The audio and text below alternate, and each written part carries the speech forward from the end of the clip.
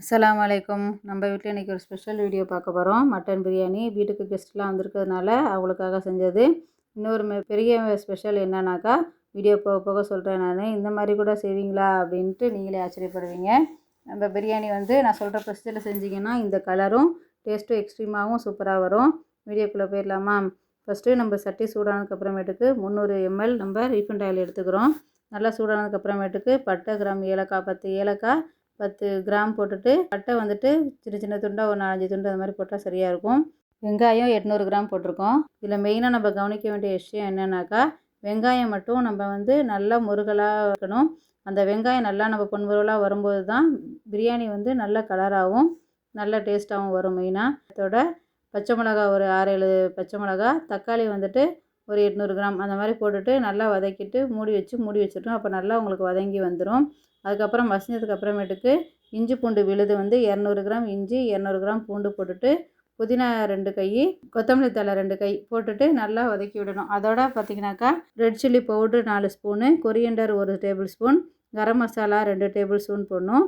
Curd பார்த்திங்கன்னா 200 ml போட்டால் சரியாக இருக்கும். இது எல்லாத்தையும் போட்டு நல்லா கிண்டிட்டு ஒரு 2 நிமிஷம் விட்டதுக்கு அப்புறமேட்டுக்கு நம்ம மட்டன் கழுவி வடிகட்டி வச்சுருக்கோம் இல்லையா, அதையும் போட்டு வச்சிட வேண்டியதான். போட்டு அந்த மசாலையிலே நல்லா கிண்டினதுக்கு அப்புறமேட்டுக்கு தண்ணியை ஊற்றி நம்ம அதை வேக போட வேண்டியதான். அதோட உப்பு மறந்துட்டேன் சொல்கிறதுக்கு, உப்பை சேர்த்துக்காங்க. உப்பு போட்டதுக்கு அப்புறமேட்டுக்கு மூடி வச்சு மூடணும் அப்படின்னாக்கா அது ஒரு 80 to 90% வெந்தால் அது சரியாக இருக்கும். அதுக்கப்புறமே நம்ம அதை எடுத்துகிட்டு தண்ணி பார்த்திங்கன்னா ஜீரக சம்பாவுக்கு 1 to 2 விதம் போட்டிங்கன்னா கரெக்டான இதாக இருக்கும். நம்ம குக்கரில் வச்சோம் அப்படின்னாக்கா கொஞ்சம் குறைச்சிக்கலாம். நம்ம சட்டியில் வைக்கிறதுனால 1க்கு 2 வச்சோம் அப்படின்னாலே பொலப்பொலன்னு சூப்பராக நம்ம வீட்டில் சாப்பிட்ற மாதிரியான பதத்துக்கு வந்துடும்.